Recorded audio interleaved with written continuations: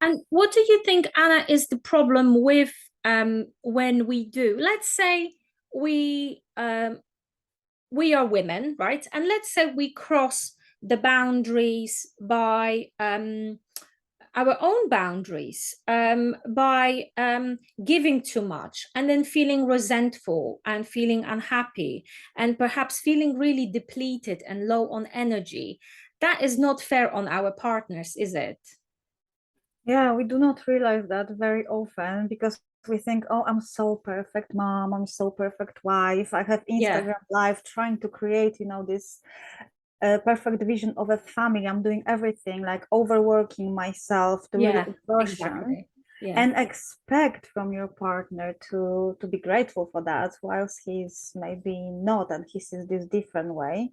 yeah, So this is very hard to see that it may be harmful for him too, because somehow whilst doing that, you also put a lot of pressure on your partner, you put a lot of expectation on him. mm, You don't do this like for the sake of love itself, but you do yeah, this from expectation. sure. Yeah. Plus, when he is really like controlled, sometimes he may be really controlled, feeling controlled by you, Mm-hmm. by what you're doing, Yeah. and somehow these expectations are also the form of control. Yeah, I think you use the I've noticed you use the very important word there, which is overworking. Yeah. I think there is this crazy assumption in many of our heads that when we are overworking, that should be celebrated by others. So I just want to talk about this very briefly because I think it's very important, especially we women notice that when we are overworking ourselves, when we are taking on more than we are capable of handling, we are actually not doing anybody any favors. So we are not helping ourselves, we are not helping our children, and we are not helping our partners. Instead, like you said, what we do is we have the expectation that we should be noticed and acknowledged for our dedication to the family, for all the tasks we do. And I think there is a real need. This is based on my own journey as a mom and wife and what I notice in my friends.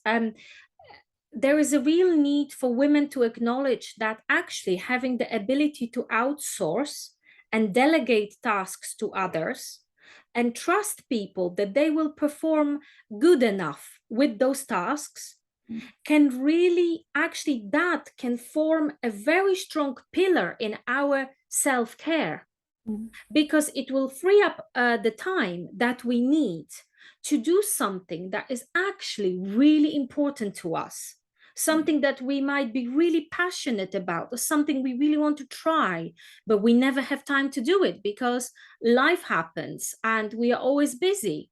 So I just want to throw it out there because I know I've been on the journey of learning how to delegate tasks to others and how to trust them that Mm. they will do well with it instead of controlling and criticizing. And that really transformed my life because it helped me become a person who is a little bit more easygoing and a little bit less controlling, and therefore giving my husband and my other members of the family the freedom to have also very close relationship with their the child, right? Instead of mom being the main caregiver and doing everything by herself. So I thought I owe it to my son to allow other people to have a very close relationship with him, but I need to let go of the control. Yeah, this is very important because it is the killer in a relationship, really. The Mm, control is one of the biggest killers. And really, when you are doing that, as you said before, you show your partner that you do not trust him, Yeah. that he is mature enough to take care of He's not himself. he's not And good enough, right? for you, yeah, exactly. Yeah. That's what you are communicating to him. If you are trying to organize the entire life of the family and you are not giving a space for him to actually show up for you, Yeah, exactly. somehow you are emasculating him. Yeah. So would you say, Anna, that is it much more important for us women to actually find time to get to know ourselves and find out what our true values are and what do we want to achieve in life personally and professionally, and then translate that into our boundaries, and then by practicing using those boundaries on daily basis, making them stronger, Yeah. and really celebrate the small wins whenever, even if it means, oh, I've let myself have 3 hours to myself because I trusted my mother-in-law, or I trusted my neighbor or my husband to go to the doctors with my child, or perhaps I've learned how to say no so that I can focus on the job I love doing or on my new hobby, right? Um, is there anything else you want to add about? Perhaps we can summarize actually this conversation by saying, what are the three biggest lessons you would say are really vital here in terms of transforming relationships into happier relationships? What we were talking about today is like to change your relationship from dependent and codependent to interdependent, when you are both like mature people respecting each other fully and leading also separate life, Yeah, not only one life together. yeah, You need to get to know yourself better. You need mm, to understand yourself, and mm, you need to be willing to be curious about your partner as well, not mm, only expecting that he will yeah, give something of himself, yeah, and also not expecting that he will be everything to you, mm, that he will fulfill all your unmet needs from the childhood that you didn't mm, get from your parents. He won't be like ticking all the boxes. He maybe won't be constantly your friend, your therapist, your dad, your mm, husband, your partner, your provider.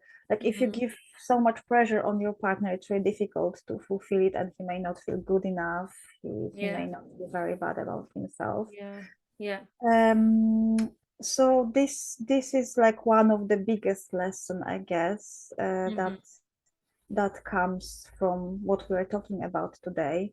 Yeah, Um, sure. I'm not sure what do you think two other lessons would be? I completely agree with you. I think everything you mentioned is exactly the most important things. I think we need to try harder to not set up our partners up to fail. Yeah, Because I know it's not a very nice way of putting it, and it's not a very nice thing I say to women in this interview, but I think many of us are not realizing that we are setting our partners up for failure, yeah, and that's the worst thing we can do to our relationship, and it's the biggest thing that will demotivate them in staying with us and in being a good husband and a good wife and a good father or mother.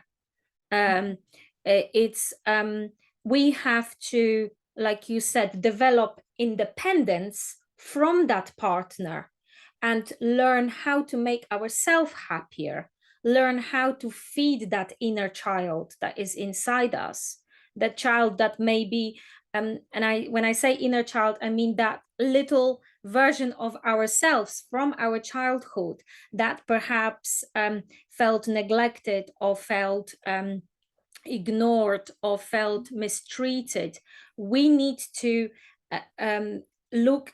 do work internally and look inside ourselves and rebuild that connection with that inner child and feed that inner child the love that it needs, the attention that it needs. And once we make peace with that inner child, with that our past, with our childhood, we will be able to understand some crucial lessons for our adulthood that we can then and we are then gaining a stronger basis to forming a healthy, supportive relationships. That's what I wanted to add, because I know this has really helped me, and I hope that it will help our listeners today. So I just want to add at the end as well, first of all, Anna, thank you so much for being here with us. It's extremely valuable for everyone to learn from you and to hear your expertise and really improve, you know, who we are on this journey, because relationships really do define us.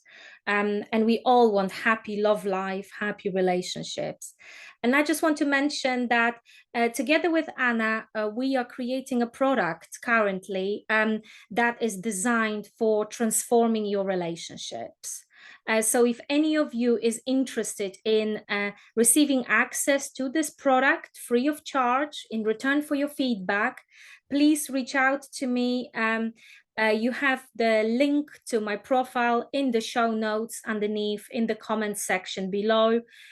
Just reach out and drop me a message and say, hey, Ella, I would like the access to a free relationship audiobook, please. And we will give you the access. And we really value your feedback and your following. So thank you for being here. And I wish you a great day. Thanks. Thank you. Bye. Bye.